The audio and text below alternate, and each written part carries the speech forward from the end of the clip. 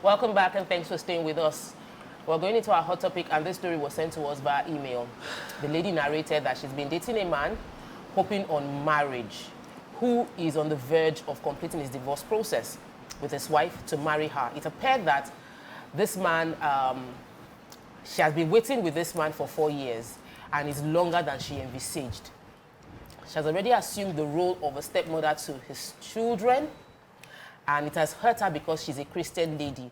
During this waiting period, where she was taking care of the man's children, living in the man's house as well, the children's mother came to take full custody, and it triggered a situation where the man's wife was brought in to take care of her and the children, which later resulted in bad blood between herself, the outgoing wife, and she, the supposed to be new wife. This question now is, this man is working offshore, he's usually not in Nigeria, and he has put her in charge of the family. And his consistent physical unavailability has put her in charge. She's a 43-year-old woman, and she's wondering if waiting for this man is an appropriate move. What are your thoughts? So when we read this, I was trying to understand over and over again. Let me give a bit more perspective. They met in the gym. She's single. He was about to divorce, so she actually waited and was hoping they would get divorced. After the divorce, she moved into the house to help him take care of the children, because the man works offshore, and you know most of those offshore oil workers, they are on for maybe 3 weeks, off for 3 weeks. So she's been taking care of the children. And now she's in that situation where she's not married 4 years down the line with the wife that they are divorced, and she's trying to understand what to do. The kind of advice that is coming from my mouth, I cannot say it because the woman is older than me, and out of respect and out of the fact that she's the one that said the story. But maybe I'll find a nicer way to it. But if I say it the way it's in my mind right now, it will not be nice. So let me let other people lead the conversation. Maybe they would have a nicer way to advise this woman on what she should do, how she should approach it. She's saying she's a Christian woman. We also would like to hear what the audience would think. Is it a Christian? Should a Christian woman be living in a man's house for 4 years? Should a Christian woman be taking care of another man's children without the structure of marriage? You can join our conversation by calling us on 081-764-1679, or you can call us on 090-241-63440. Tweet to us, we'll read your tweets on X, formerly Twitter. So, Damola, your face is no nonsense. Please relax the face. No. I'm just pissed because I don't understand why the man hasn't made up his mind within 4 years to marry this 43-year-old woman. He's wasting her time. And just like you said, the advice that is coming to my head is for her to, even though it might come off wrongly, but she needs a backup plan. She needs a plan B. So while you're waiting for this uncle to make up his mind, it is about time that you start listening to other willing suitors, people that are, guys that are interested in you and are willing to make you a wife, because you cannot keep waiting for endless promises. There's an adage in Yoruba that says that exactly. When you have made a promise to someone for so long and you haven't, redeemed that promise, their faith in you becomes shaky. So, as far as I'm concerned, I think she should move on for now. And if the man sees that she's about to move on with her life, it would speed up that decision-making process, as far as I'm concerned. Toby, what was your opinion? My opinion, first, I thought about it and I said, not everyone is destined to be married. Like, it's not, but our culture these days just makes it feel like if you're not married, right, you have not achieved, despite everything else that you may have seemed to have achieved, that marriage, the ring on your finger, is like the final bus stop. But at the end of the day, is marriage an end goal in life? So for this lady also, I begin to ask the question, of saying that are there other things she must have done with her life? Why is it that she started this course of life when she was 39, right? Because the story says that she's been in this for 4 years. So 39 to 43. What did she do? What did she do? Between 25 and 39? No, I mean, anything can happen during that phase. But the fact that she was in somebody's house for 4 years, I mean, so what does it take to get married to somebody? He needs to make up his mind. Right? And so you see that consistently, this man has been posting you and has been saying that, don't worry, when I you know. And the story even goes on to say that the children actually love this woman.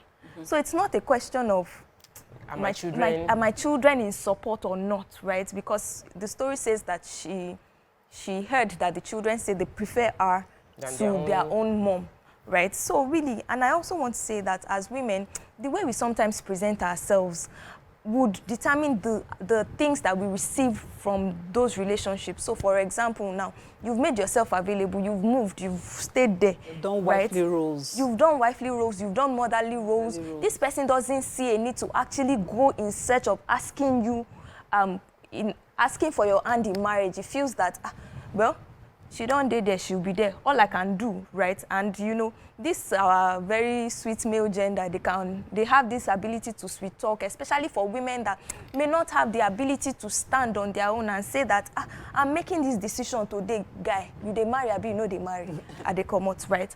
But a lot of women are seen, especially because of the age, right, where it is that the woman may also think that she's feeling like her biological clock is ticking. Should she stand up and leave? So it may not be so easy for her to say that she wants to just leave, right, and she would rather stay in that. So I think that there are a lot of things that need to be factored in, and not just say that this woman should just leave and stand up just like that. Thank you for your contributions. Because in the time that you have been talking, I've been able to calm down and not give it boost.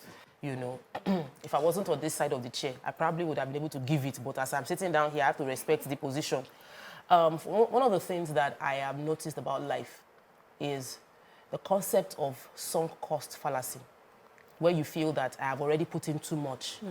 So I want able to explain it. So the idea of sunk cost is to describe a tendency to pursue an endeavor because you have invested so much time and effort into it, even if the costs are not recoverable. Another way is a person is reluctant to abandon a strategy or course of action because they have invested so heavily, even when it is clear that abandonment will become more beneficial. That is what I believe this woman's story is. You cannot recover your 4 years back. It's gone. The 4 years gone. But from this point on, you can choose to make every other month productive by deciding to let go of the 4 years, reanalyze your life and make a decision based on today. Well, is it easy for We have been in, there are small situations. There was a day I started watching one movie on Netflix. The movie, as I watched like 15 minutes, I knew the movie did not have head.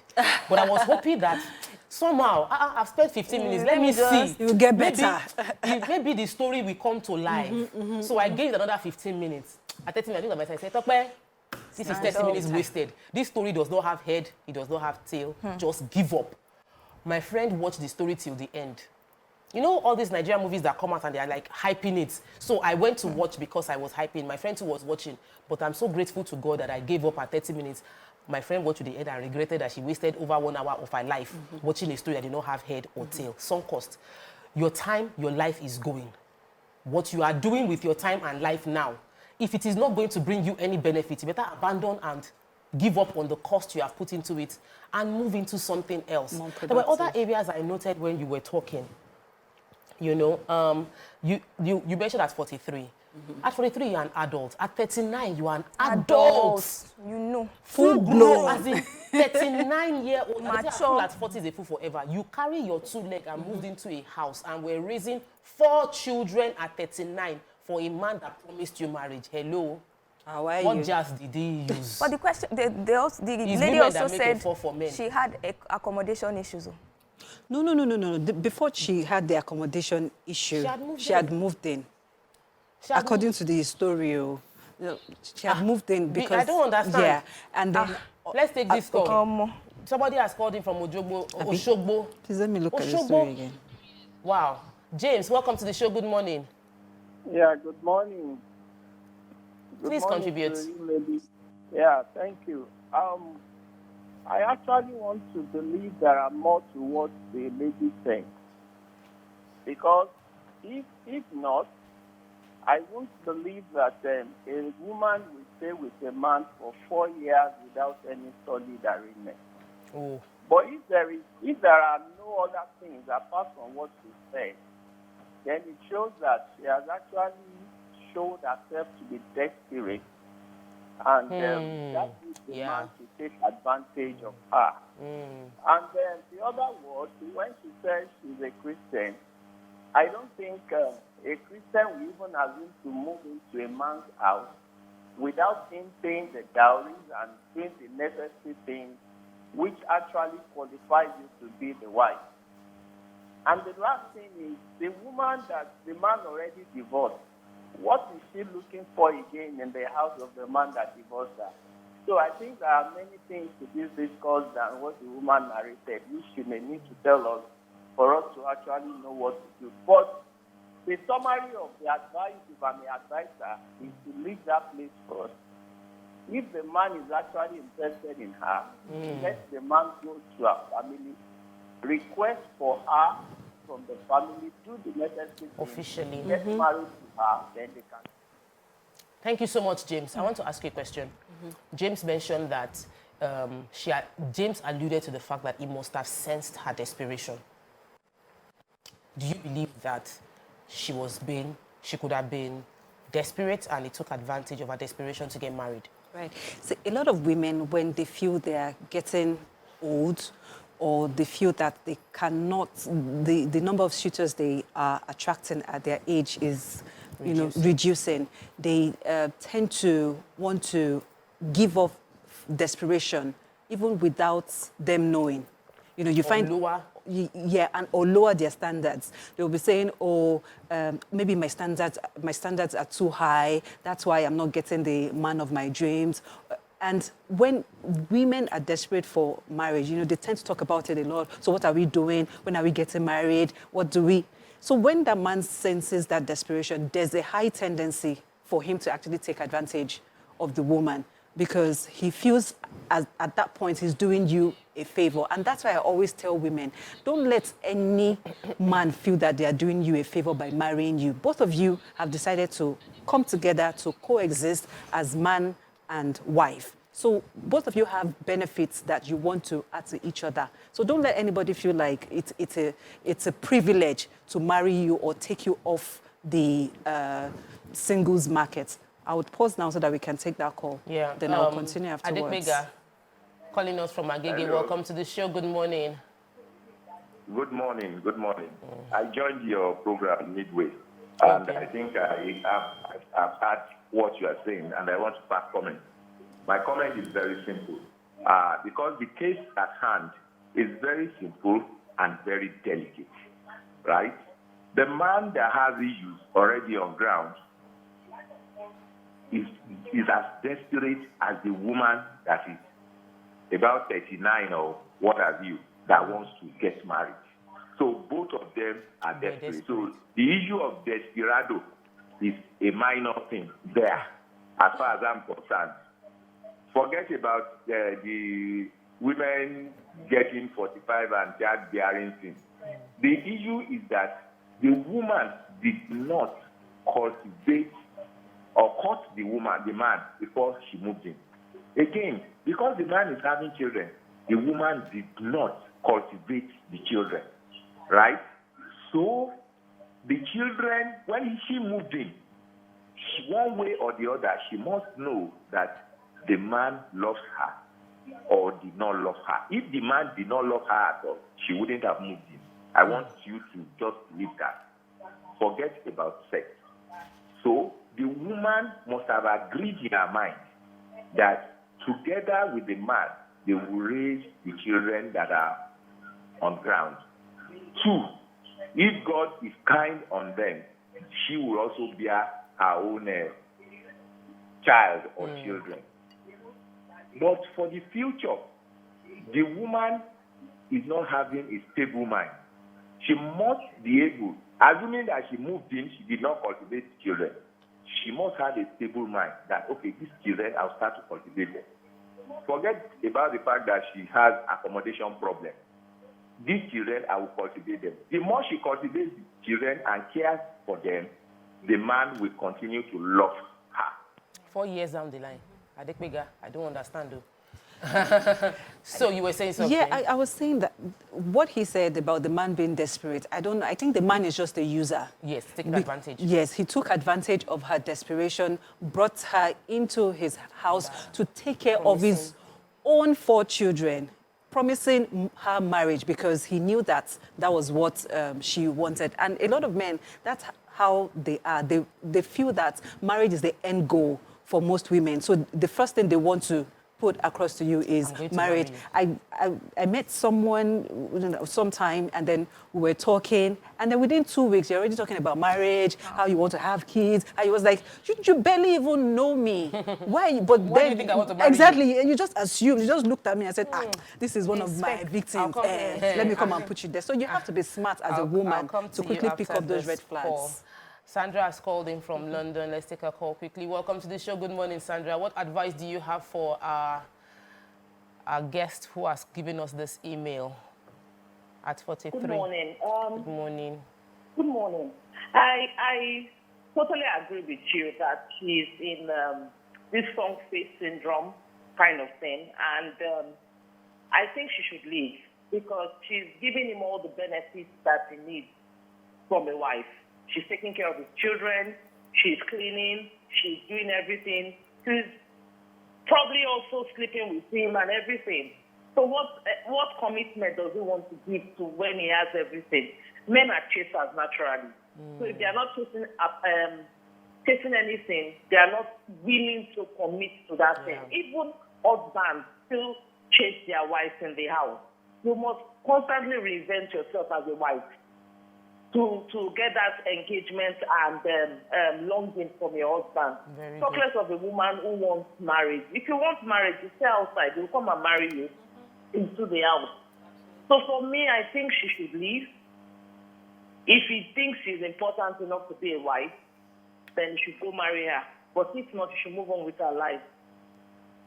Thank you so much, Sandra. So that's it's alluding to the question I wanted to ask you. I wanted to ask you that, they say you have already given, don't give him everything. If he's already eating everything, what's he going to marry for? Because you've given him everything that he's going to get.